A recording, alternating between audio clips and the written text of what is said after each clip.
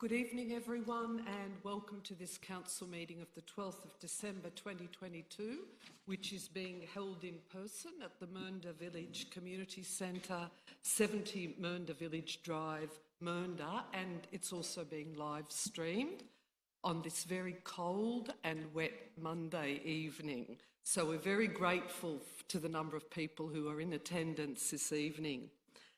This is the final council meeting for the year. And this meeting has followed a community forum where we've had the opportunity to meet with a number of residents and engage on a number of key matters for council. So we're very appreciative of the opportunity to consult with residents on a number of key themes. I also just wanted to particularly thank the West African community group, City North Church, for their amazing cultural performance, which really set a beautiful tone for the start of the council meeting. I'm Lydia Wilson, Chair of Council, and I'd also like to introduce my panel colleagues. Firstly, Peter Duncan. Good evening, everyone. And Chris Eddy.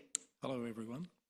And I'd also like to introduce our Acting Chief Executive Officer, Debbie Wood, and ask that she in turn introduce the other members of the executive leadership team. Thank you, Debbie. Thank you, Chair. Today I'd like to just introduce with us the Director of Community Wellbeing, Kate McCackey, our Executive Manager of Governance and Strategy, Mr Frank Joyce, Executive Manager Public Affairs, Janine Morgan, and the Acting Director Infrastructure and Environment, Jim Carabinas. I just also advise that the CEO, Craig Lloyd, the Director Planning and Development, Justin O'Mara, and the Director Customer and Corporate Services, Sarah Renner, our apologies for tonight. Debbie. Thank you, Debbie. And before we move into the business of Council, on behalf of Council, I recognise the rich Aboriginal heritage of this country and acknowledge the Wurundjeri Willem clan and Tongarong people as the traditional owners of lands within the city of Whittlesea, and I'd also like to pay my personal respects to elders past, present and emerging. I'd also like to read our diversity and good governance statement, and I quote, "At the city of Whittlesea, we are proud of our diversity and the many cultures, faiths and beliefs that make up the community. We strive to be an inclusive, welcoming city that fosters active participation, well-being and connection to each other and this land. We commit as a council to make informed decisions to benefit the people of the city of Whittlesea now and into the future, to support our community's vision of a place for all." We have got a number of acknowledgements this evening, and if I could hand over to my colleague, Administrator Duncan, to start off with an initial acknowledgement. Thank you, Peter. Thank you, Chair. The Whittlesea Disability Network Hub is what I'd like to acknowledge this evening, Chair, and to everyone here tonight. And I'm thrilled to advise that on the 3rd of December, which was International Day of People with Disability, the City of Whittlesea launched the Whittlesea Disability Network Hub. What is that, you may ask? Well, I'll tell you what that is. This new hub is a custom online space for people with a disability and their carers to provide feedback to Council on what people with disability need to live independently and safely in the community. The online space will help us to better understand the needs of this group and people in the community to inform our decision making as Council. This is one of the many steps that we will be taking to support positive conversations and work together to make our community a more accessible place for all and for people with disability. And the hub is available at engagewhittlesea.vic.gov.au to provide feedback on. Thank you, Administrator Duncan. And I'd also like to make just a couple of additional acknowledgements. I'm absolutely thrilled to share the fact that the Mernda Repair Cafe has taken out a top award at the recent Neighbourhood Houses Victoria Awards So the Repair Cafe that has been operating monthly since it opened in April received the Climate Action Award, recognising the importance of the work that they do to minimise the amount of waste that ends up in landfill. As the first repair cafe in the municipality, the Mernda Repair Cafe has provided our community with a fantastic way to not only fix and salvage some of their most precious items, but really also encourage people to think about their waste and alternatives to simply throwing things in the bin. Each month, there are a range of volunteer repairers on hand to fix items, including bikes, small electrical items, clothing and jewellery, and there have been a number of workshops held to upskill people to take on their own repairs. The award is also a well-deserved recognition of the time and effort of the staff at Mernda Community House and also Whittlesea Community Connections that put into the running of the Repair Cafe, as well as the wonderful team of skilled volunteers, because clearly without them, that particular service would not be able to operate. So we're enormously proud of the Repair Cafe, and we're really excited to support initiatives such as that particular one to tackle waste in a more creative way at a local level.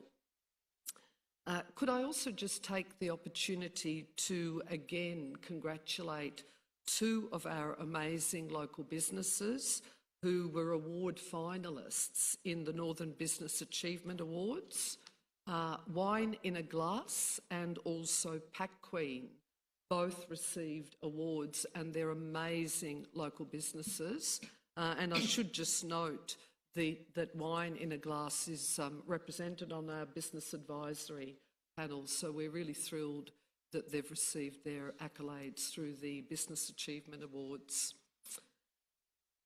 And if I could now hand over to our Acting Chief Executive Officer for one final acknowledgement. Thank you, Chair. I'd like to just take this time to say thank you and best wishes to Amanda Marjanovic, Coordinator Governance Administration.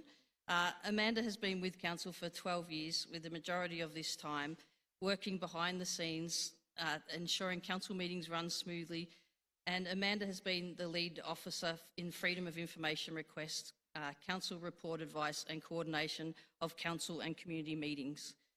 Amanda has also coordinated many citizenship ceremonies and the Community Awards Committee during her time. Amanda has accepted a new position at Brimbank Council, and thank you, Amanda, for your contribution to the Council over the past 12 years, and we wish you all the best for your future career. Thank you, Chair.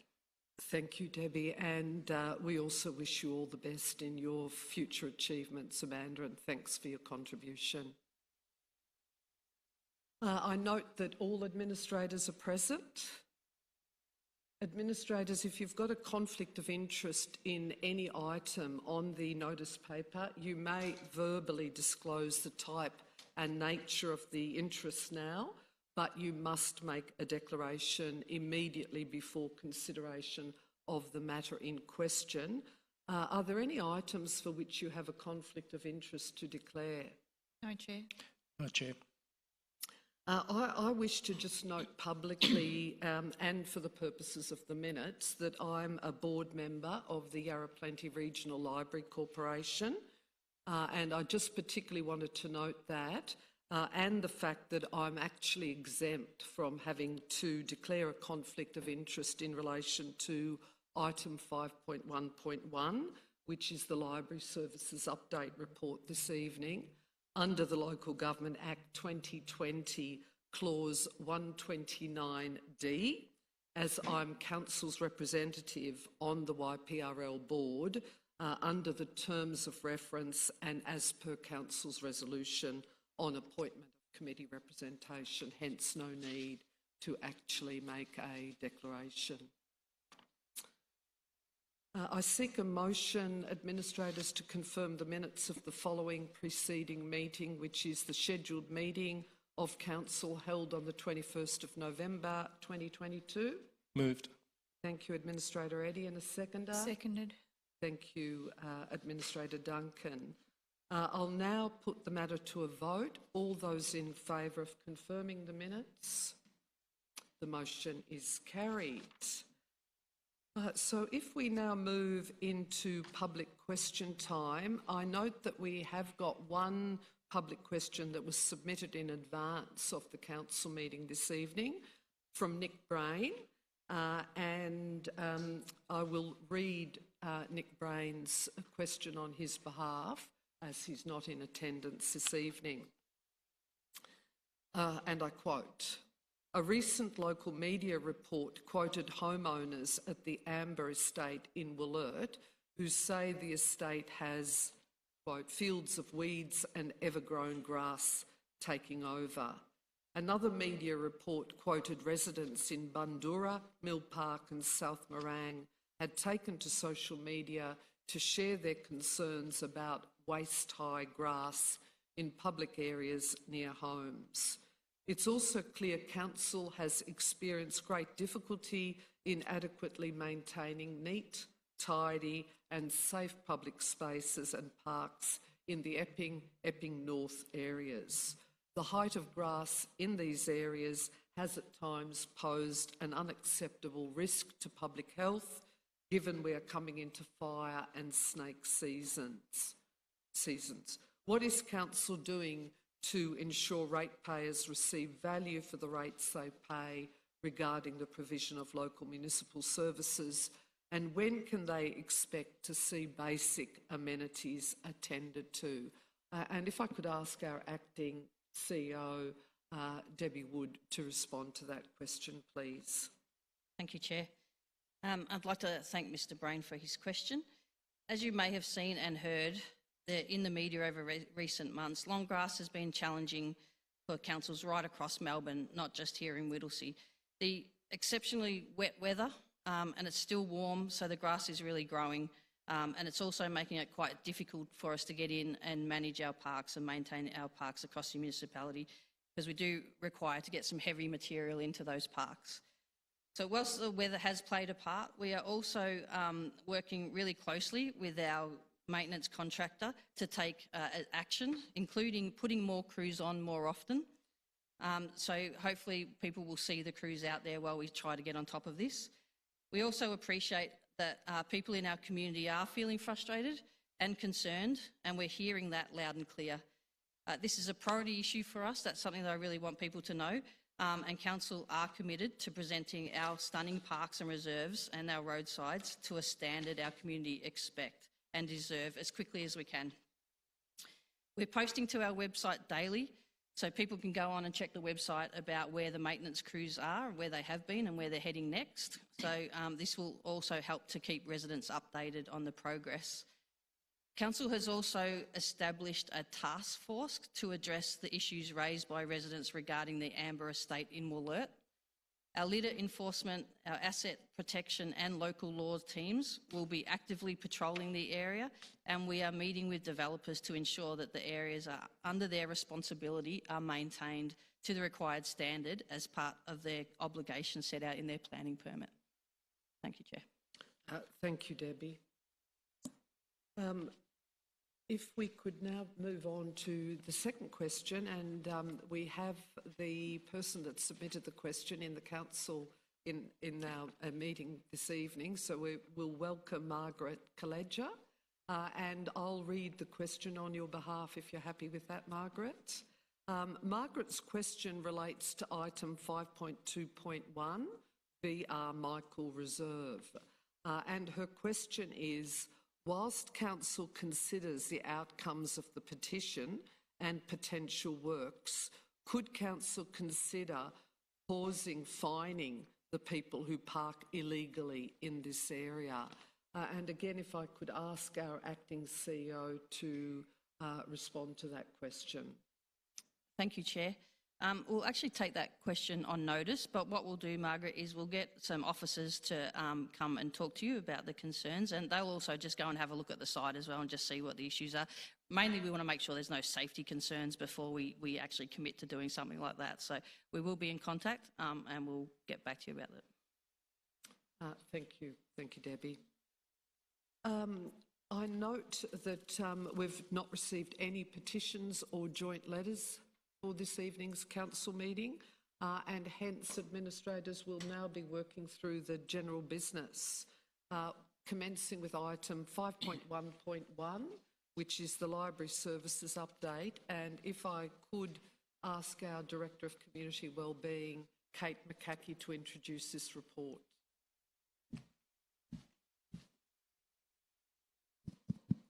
Thank you, Chair.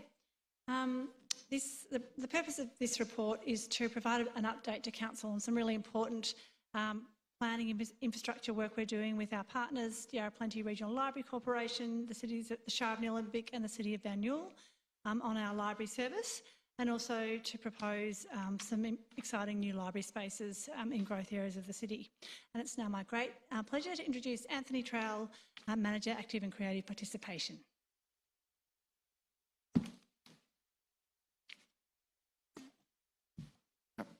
Thank you, Kate. Thank you, Chair.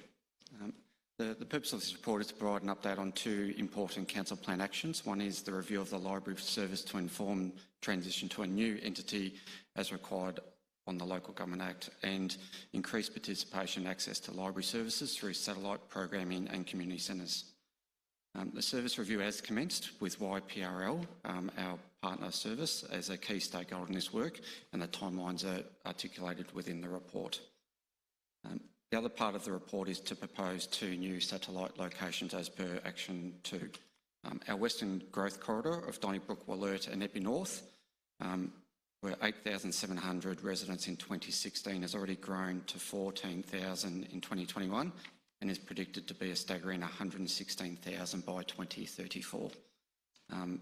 The other site we're looking at and proposing is Mernda and Doreen, which has grown to 40,000 in 2016, has grown by 13,000 to 2021 and is predicted to be 61,000 in 2034. So there's significant growth in those areas and a reason for us to look at those two particular areas. We've had strong community feedback when creating the council plan. Our annual budget submissions, social media commentary and coffee with council sessions, all very consistent, highlighting a community demand for library services in those particular areas. Based on the success of Gallata Library Hub, two further sites are proposed in the resolution tonight. The first one is Mernda, and in a shop front, and it's pleased that we're putting this up whilst we're having our council meeting in Mernda. And the other site that we're looking to propose is the Kirp Community Centre in Wollert, where we have an active community centre, a nice foyer space where we can integrate a library service within that area. I'll hand over to Council for any questions. Thank you, Anthony. Administrators, do you have any questions? I see Administrator Duncan nodding ahead. Thank you, Chair. Can you advise whether we are seeking any government funding towards the two libraries in Mernda and Kirup community? I'm happy to answer that. So we will be seeking some funding. The Living Libraries Infrastructure Fund is probably the most pertinent fund for these projects, but also the Growing Suburbs Fund is also eligible for that. So when those funding rounds open, we'll certainly be looking for external funding. Thank you. I've got a further question, unless Administrator Eddy has got any questions. No? Recommendation 5 of the Officer Report indicates that the community and stakeholders will be informed about the service review and Mernda Town Centre Community Library and Kirup Community Centre Library Hub projects. I wonder whether you can clarify the intent of that recommendation. How will that occur? And I'm looking at you, Kate, for initial response. Yeah, certainly. Thank you, Chair. So the service review will really outline and explore future programs and service models for the library service, and also infrastructure, the best type of infrastructure that we need for our library service and where that might need to be in the municipality and when. So that will be part of our consultation that we'll do as part of our Connected Community strategy, which is really about all our community services. and also our long-term community infrastructure strategy, which is all about where our community infrastructure is going to go when and where over the next 20 years. So there'll be significant consultation on both those strategies in 2023, and the service and planning that we're doing for libraries now will feed directly into those initiatives. In terms of letting the community know about the proposed new library space at the Curup and also at the Mernda Town Centre Shopping Centre, the new community library there, we'll be communicating that news subject to the council decision tonight through our social media channels, through our media releases, through signage on site, and obviously through our library members through the library service. Thank you. Thank you, Kate. Any further questions? If not, do I have a mover for the officer recommendation for item 5.1.1? Happy to move that, Chair. Thank you. And a seconder? Second. Thank you, Administrator Eddy. Administrator Duncan, would you like to speak to the item? Certainly would. Thank you, Chair. Just the comment I would make is that obviously the City of Whittlesea is a rapidly growing municipality, and particularly in Mernda, it's been asked of us for quite a long time to have a library facility. So I'm very much looking forward to the first part of that happening in Mernda and obviously Curup as well, and then progressing through to, as you've said here, the services review about the future as well. So I'm hoping that everyone in the Mernda municipality here are happy about this.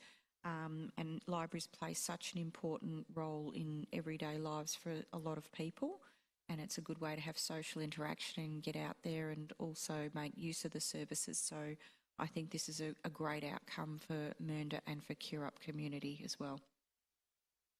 Thank you, Administrator Duncan. Administrator Eddy? Thank you, Chair. Just briefly, supportive of the comments that Administrator Duncan has made, and particularly not just the Mernda facility, but the Curup Community Centre Library Hub will also serve a fast-growing population area.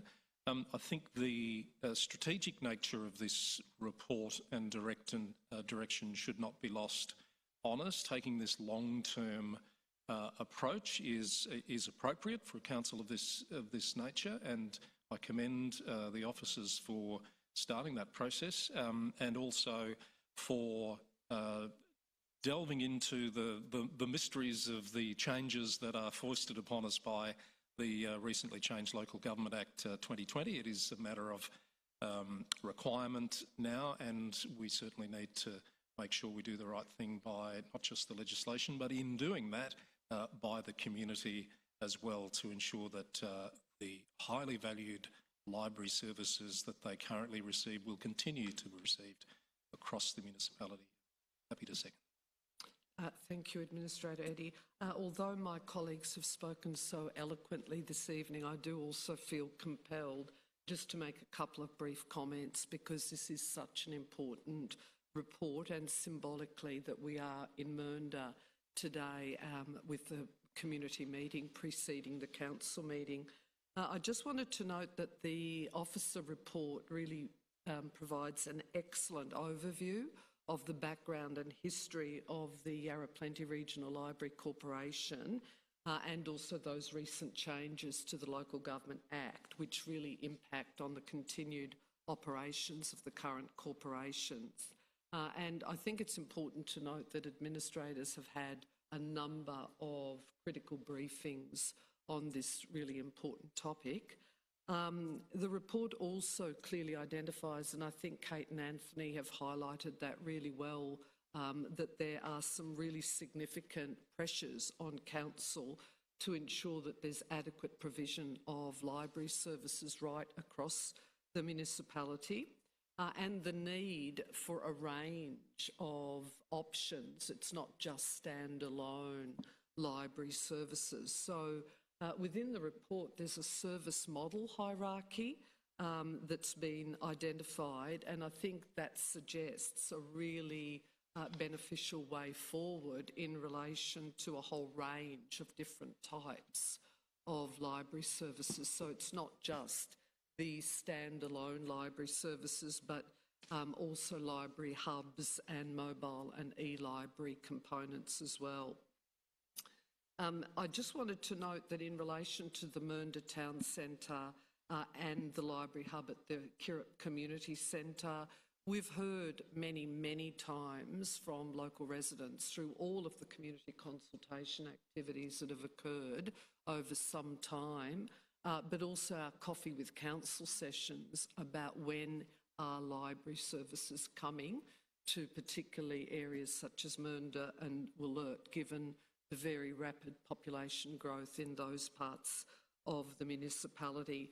So for me, resolving on these two facilities, I think really paves the way for the establishment, particularly of the two new services in an incredibly short time frame, which is in 2023.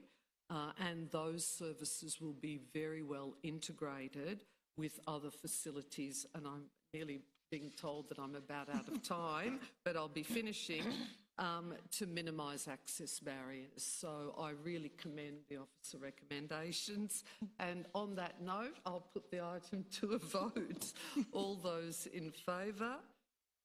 The motion is carried. If we now move to item 5.2.1, petition additional parking request, VR Michael Reserve Laylaw, and if I could ask our Acting Director Infrastructure Environment, Jim Carabinas, to introduce this report and the officer recommendations. Good evening and thank you, Chair.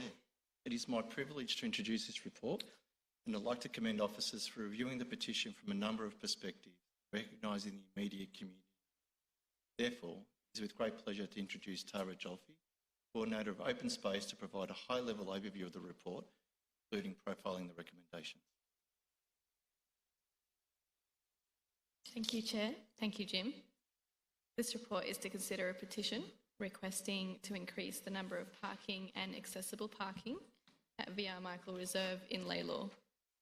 As you're aware, a petition was tabled at Council meeting on the 19th of September 2022, where Council resolved to note the petition from 99 signatures, requesting Council increase the parking space and accessible parking space for elderly citizens at VR Michael Reserve.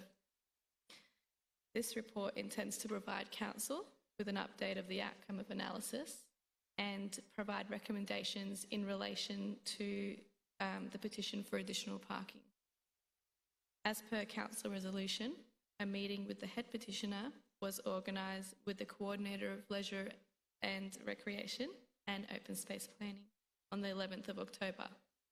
During the meeting, issues were raised regarding the available car parking, resulting in illegal parking in the reserve, infringements and limited access for people with limited mobility.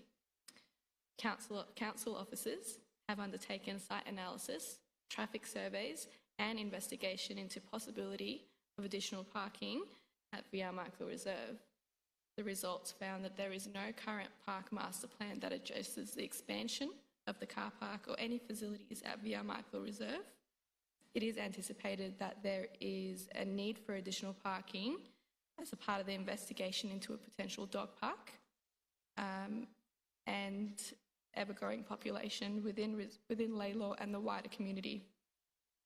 The parking survey conducted on busy days indicated that whilst the internal car park can be fully occupied, not all external spaces are occupied, and thus the need for additional parking has not been established. A site analysis indicated that the provision of additional accessible parking would result in a net loss of available car park. As a result, officer recommendation is to undertake a park master plan in 2023-24 financial year for a more comprehensive approach to the park planning for existing and future use, as well as explore options to upgrade the parking in the east entrance of the reserve and provide accessible pedestrian connection from the car park to the club room as a part of the future works program, capital works program. And finally, to advise the head petitioner of the outcome of the council decision. Thanks. Thank you very much, Tara. I wonder if I could start the ball rolling with a couple of initial questions. And I preface the questions by saying that all of the administrators have actually been out on site and did a full walk around the reserve so that we could really see the issues raised by petitioners and just to have a look at the whole of the site. So my first question is that recommendation 1, which is to undertake a park master plan in the financial year 23-24 for a more comprehensive park planning for existing and future uses. Are you proposing that the master planning will include looking at landscaping, the existing public toilets, lighting and so forth? Yep. Because the park master plan will be a holistic approach, so it will look at landscaping, additional parking, the future expansion and all other facilities within the reserve. Excellent, thank you. And recommendation 2, the officer recommendation 2, says to explore options to upgrade the off-site parking east of the entrance of VR Michael Reserve. What's the timing of that? Thank you, Chair. We're looking at actually delivering that as part of our 23-24 capital work. Which is next Next financial year. Correct. Thank you. Thank you. They're my questions. Administrators? I've got one, thanks, Chair. When exactly is it envisaged that the park master plan will be completed during the financial year 23-24? And my second question to that is, will it then be referred to the 24-25 budget for deliberation? So the park master plan is to complete in 2023-24, where we will seek funding for the delivery of the works. I guess just a follow-up question, Chair. Can you give us sort of an indicative timeline of when the master plan will be finished in 23-24? June 2024. Okay. And then it will go into the budget process for 24-25? Correct. Great, thank you. Administrator Eddy. Thank you, Chair. I'm just after a point of clarification. You've mentioned, and it's in the report, that there's an investigation into a new off-leash dog park. Can we just clarify, is that already underway, or is that part of the future master planning works that are proposed? So investigations into a future off-leash dog facility is the investigations on the way, but we can include that into the park master plan. And if I can follow up, how advanced is that process? I probably You can't can answer. take that question on notice. Take that one on notice, but generally the master plan will take into account all the attributes within the precinct and it will actually have the provisions for explained within the master. Okay, so just to be clear, there will be no outcomes from the investigation into the dog off-leash park before the master plan is finalised? Could Correct. I maybe ask the acting CEO to respond? It's my understanding that we're doing a bit of overarching work on dog off-leash parks right through the municipality, and this is one location that there's an opportunity to have one. So it's a bigger sort of strategic work on dog off-leash parks, but it would be wrapped up as part of the master plan works. It wouldn't be separate too. Does that make sense? Right. Yeah. Thank you. Any further questions? If there's no further questions, I would like to propose some amendments to the officer recommendations for item 5.2.1. And if I go fairly slow, they can be caught and rejected. So number 1 would be that council, in relation to the petition requesting additional car parking spaces at VR Michael Reserve, the reserve, number 1, upgrade the off-site parking. Number 2, in essence, becomes number 1, upgrade the off-site parking east of entrance of VR Michael Reserve.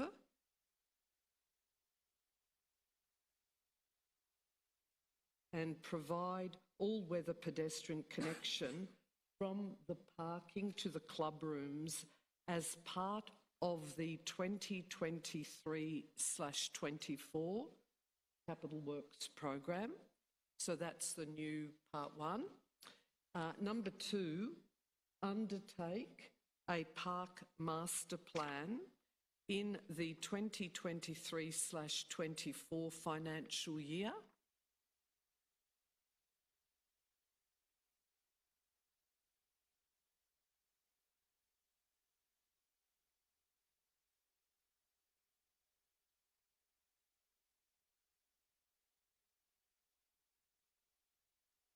And if I could just be pedantic, in the 2023/24. Thank you.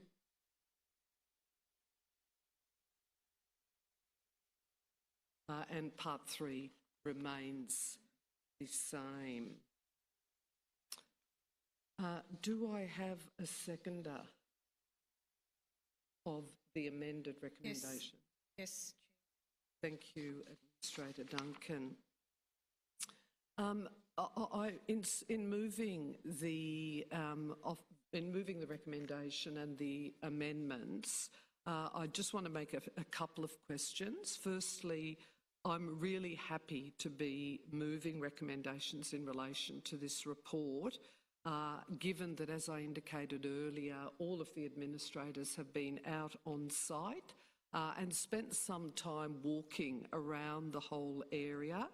And it certainly appeared to us that the existing parking provision is inadequate, taking into account the location of parking and its accessibility. It's a granitic sand car park.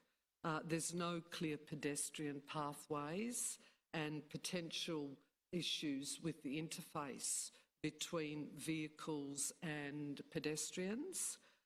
There's also no real garden beds and landscaped areas. So certainly from my perspective, it generally looked fairly tired and somewhat neglected. Also, just taking into account the users of this particular reserve and the facility in Layla, accessibility is clearly a major issue. For example, and it's really pleasing that we've got representatives of the Layla and United Bocce and Social Club. 400 members are seniors, and no doubt there's a number of them who would have mobility issues. So on that basis, I'm very happy to support these recommendations and clear timelines associated with delivery of both the parking component and the master planning components as well. Would the seconder like to speak? No, thanks, Chair. I think you've summed it up perfectly. Administrator Eddy. I will now put the item to a vote. All those in favour?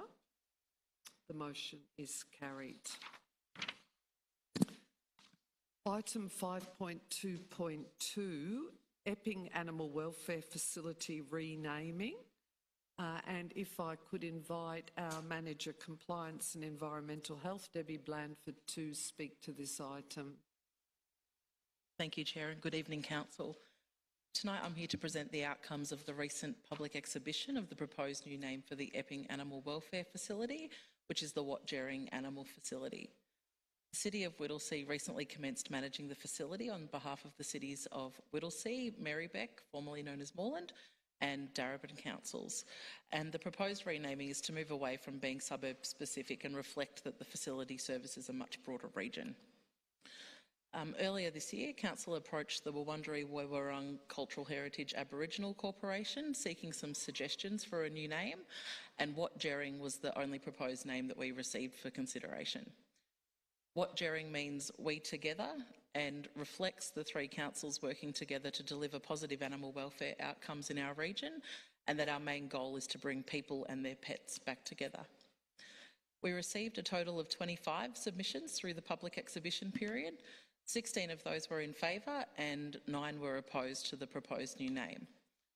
Overall, there was general support for using an Aboriginal name in the facility's title, But some of the concerns raised by those who opposed the name were around the meaning of Watjering, not adequately reflecting the nature and the goals of the facility, difficulty remembering and pronouncing the name, and also some people thought changing the name was unnecessary.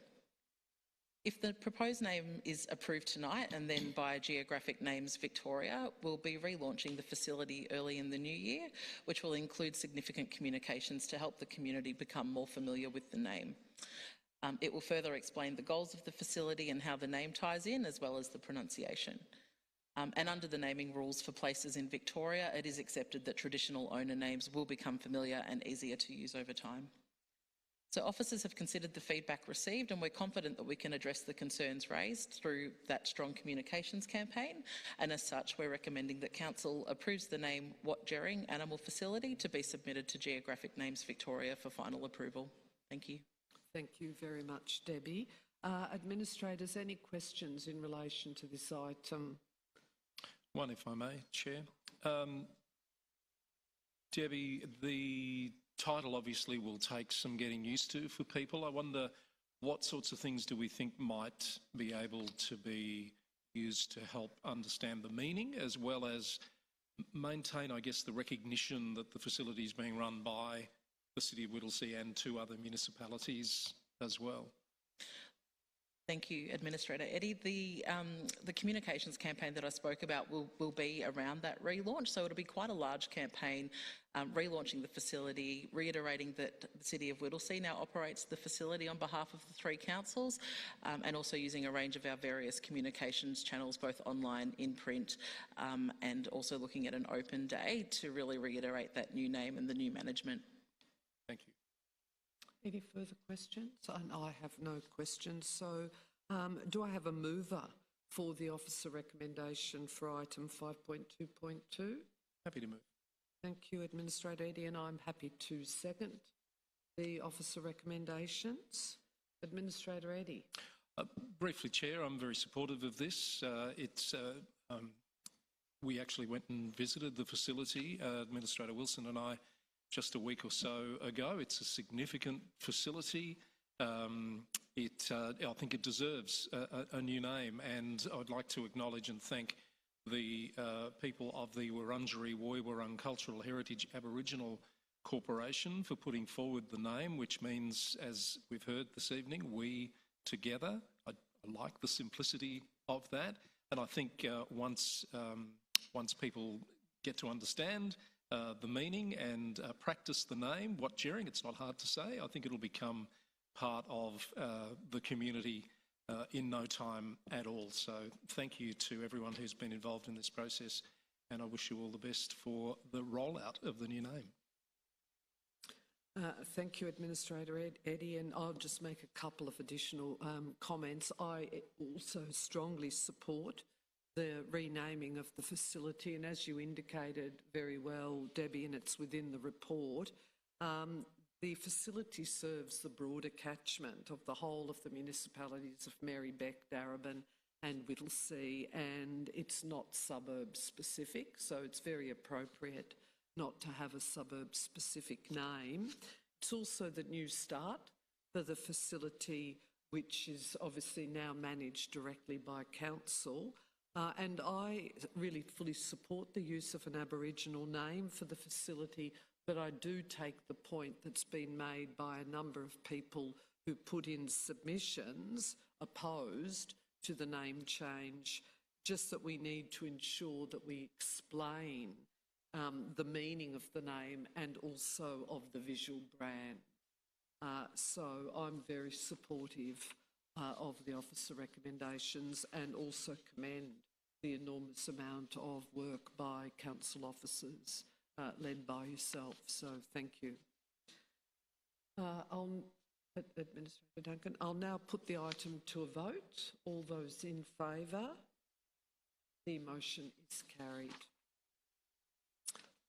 Thank you. Item 5.4.1, recycling processing contract. And if I could again invite our Acting Director of Infrastructure and Environment, Jim Carabinas, to introduce this item. Thank you once again, Chair. It's It's my great privilege to introduce this report. This report is a contract variation aligned with the processing of Council's great initiative, Rethinking Waste Plan. My great pleasure to introduce Amanda Dodd, Manager of Sustainable Environment, to provide a high-level overview, including profiling the recommendations. Thank you, Amanda. Thank you. This report seeks approval to extend the contract 2019-119 recycling, receipt and sorting. This contract ensures that the collection of material from the yellow bins is appropriately processed at a licensed facility. To date, the recycling processor, being Cleanaway, has been performing solidly. The key performance indicators under the contract have all been achieved successfully, and the terms and provisions are adequate to meet our recycling processing goals over the next 18 months. Cleanaway are delivering on the expectations of this contract and are providing transparent information on end markets for the recycling that help us meet our expectations from the community. It's the officer's recommendation that the option to extend the contract for the full 18 months until the 30th of June 2024 be taken, as well as the funding recommendations contained within the report and the confidential attachments. Thank you. Thank you very much, Amanda. I wonder if I could just ask an initial question, whether you could provide any further specifics regarding the proposed container deposit legislation. Will it definitely be introduced in 2023, and are you aware as to how it might integrate with our existing services? So we were on the understanding that the CDS is rolling out in 2023, and that's the contemporary information that we've been receiving from our partners at the state government. The way that it will impact this contract is around the way that the scheme will operate. There'll be reimbursements made by the scheme operator towards council. So the contract is set up in such a way that we will be able to do that if the scheme becomes operational. Can I guarantee that the scheme will become operational next year? Potentially not, but I do hope it will, because it will add significant value to our community, both in our recycling contract but also in our public place litter issues. Thank you, Amanda. Other questions? No, I'm happy to move this, Chair. Thank you, Administrator Duncan, and I'm happy to second it. Administrator Duncan. I'll just make a couple of very, very brief comments, because I do support the officer recommendation for the reasons that are really well outlined within the report, to give us time to look at other opportunities for collaborative procurement, to better understand the implications of the container deposit scheme, and also to give us time to really understand the potential impacts of our newly introduced glass recycling service. So I'm very supportive of the officer recommendations, and I'll now put the item to a vote. All those in favour? The motion is carried. Item 5.5.1, appointment of council representation on organisations and committees. If I could hand over to yourself, Frank, and just a short presentation in your role as Executive Manager of Governance and Strategy. Thank you, Chair. This report recommends appointments for council officers and administrators to be members, representations for council on organisation committees. The organisations and committees are either local Whittlesea organisation committees, or some are more broader or statewide committees where we see that there has strategic significance, and it's important for representation so that firstly City of Whittlesea can be represented, but also we can contribute to those strategic and local organisations as well. There's been significant consultation with council and also the executive, and there's been meetings with council as part of the briefings on the 28th of November and the 5th of December to consider the most appropriate appointments for these committees and to determine which the administrators and officers will be recommended to participate in. So I put forward the recommendations as listed in the report based on that feedback received previously from council to confirm appointments for representation on organisations and committees for next calendar year from the 1st of January 2023 to the 31st December 2023. Thank you. Thank you very much, Frank. Any questions? Got none either, and I'm happy to move the officer recommendation for item 5.5.1. Do I have a seconder? Happy to second. Thank you, Administrator Duncan. From my perspective, Frank's really provided the overview. We've been actively involved in the recommendations that are within the council report, and I think the report is self-explanatory. Administrator Duncan? Yeah. I will now put the item to a vote. All those in favour? The motion is carried. I note that there are no notices of motion. Administrators, are there any items of urgent business? So if we move on to reports of council representatives and the CEO update, and if I could invite Administrator Duncan to provide a report to council and the relation activities over the past. Thank you, Chair. I've attended the Whittlesea Reconciliation Group, which is pertinent to our last resolution we just made, as I sit on that committee. Several CEO employment matter advisory meetings. I attended on behalf of Whittlesea the Northern Councils Alliance meeting with the mayors and CEOs of the Northern Councils. And we've done lots of site visits, which I'm happy to let yourself and Administrator Eddie talk to, so we're not repeating each other. But they have been fantastic to get amongst it and have a look at some of the businesses around the municipality. So it's been quite busy.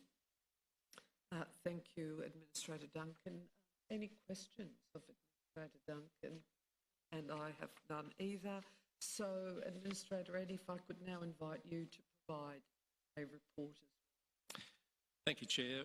Very briefly, very similar to Administrator Duncan, a number of events since the last meeting, including a business advisory panel meeting that I attended with you, Chair, as well as the Audit and Risk Committee, which met very recently.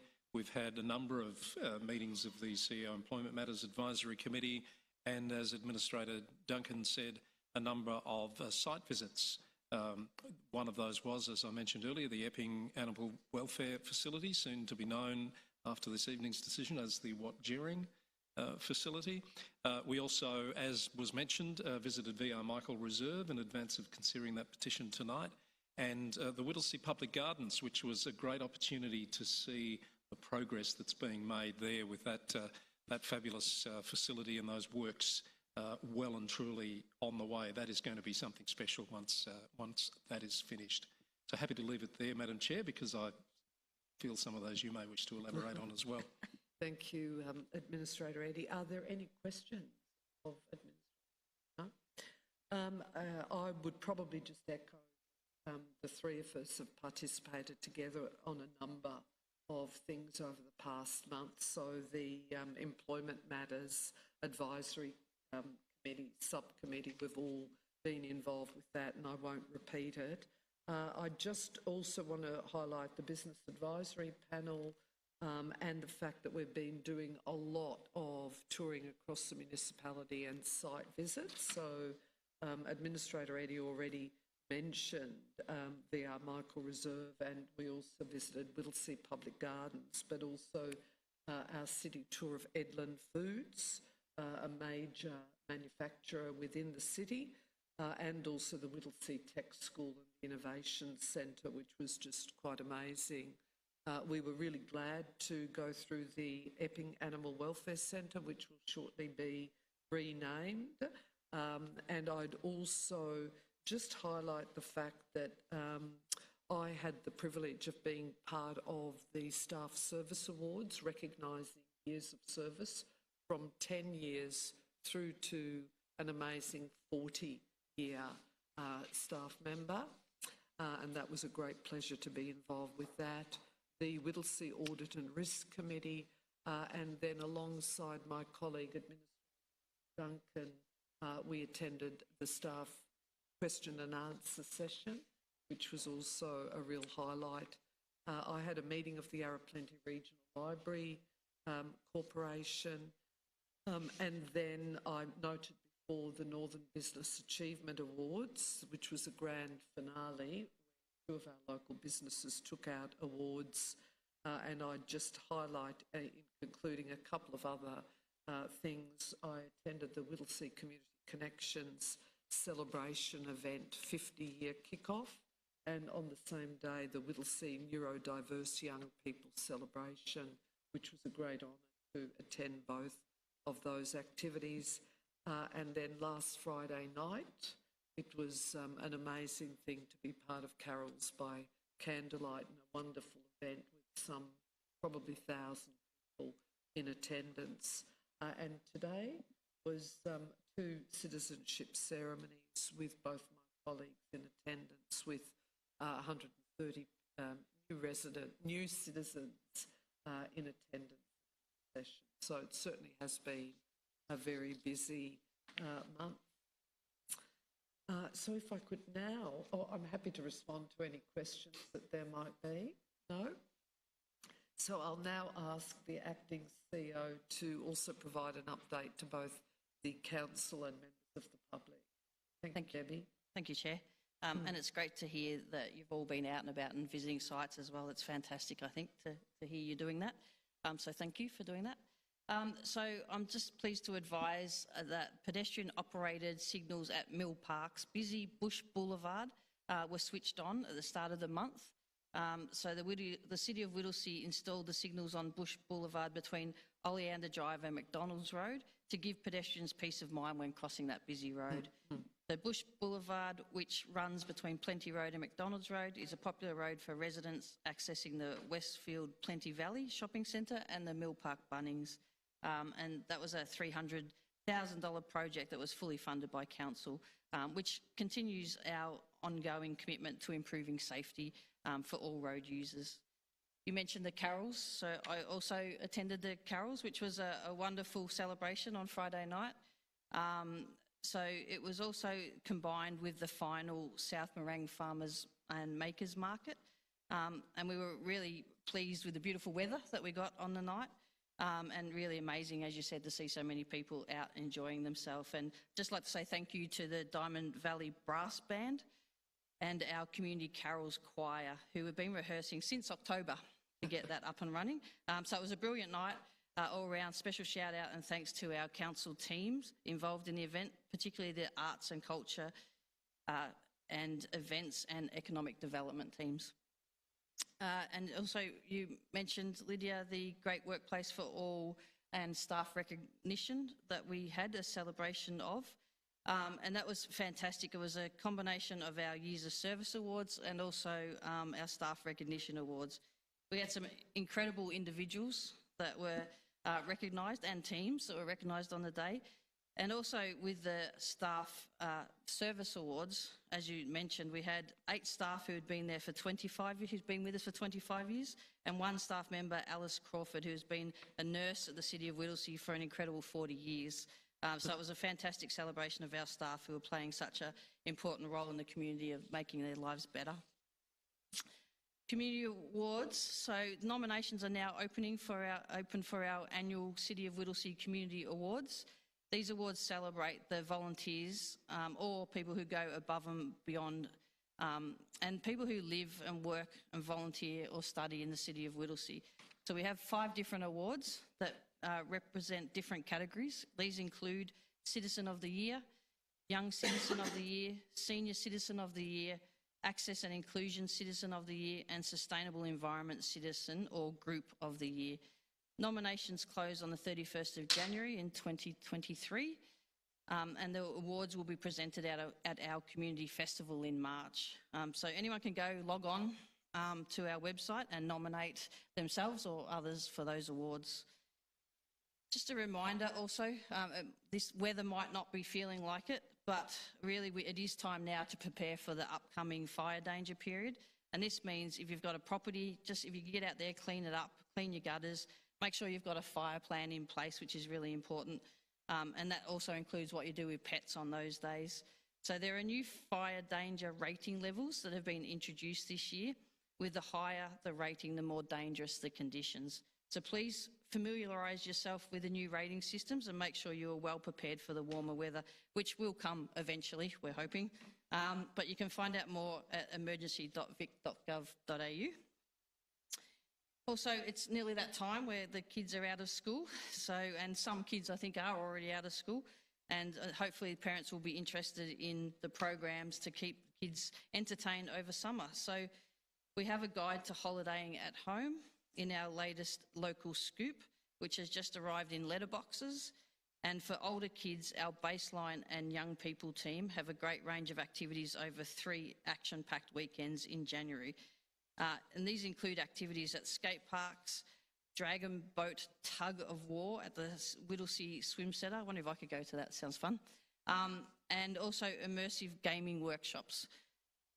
And then finally, just on behalf of the staff at City of Whittlesea, I just really wanted to wish those in our community celebrating Christmas all the very best for the festive season and a safe and happy new year for everyone in 2023. Thank you, Chair. Thank you very much, Debbie, and just perfectly within time. You still have 15 seconds left. Are there any questions of Debbie? No. Thank you. I thought that there were some really important updates, so thank you for doing that. And I note that all of our verbal reports will be documented in the minutes. That concludes the general business of Council, and I'm going to seek a motion in a minute to move to close the meeting to go into confidential business. But just before I do, can I echo Debbie's comments and wish everyone a safe and happy Christmas and New Year. And now, administrators, I require a motion to close the meeting to the public under section 66(2)(a) of the Local Government Act 2020 for consideration of confidential items. Item 9.5.1, confirmation of minutes of CMAC meeting on the 14th of November 2022, CEO performance, KPI and remuneration review. Do I have a mover and seconder to close the meeting for consideration of confidential items? Chair. Happy to second, Chair. Thank you, administrators Duncan and Eddie. And I'll now put the item to a vote. All those in favour, the motion carried. That brings us to the end of the open meeting, and therefore I declare the open meeting closed at 8:32 p.m. Thank you.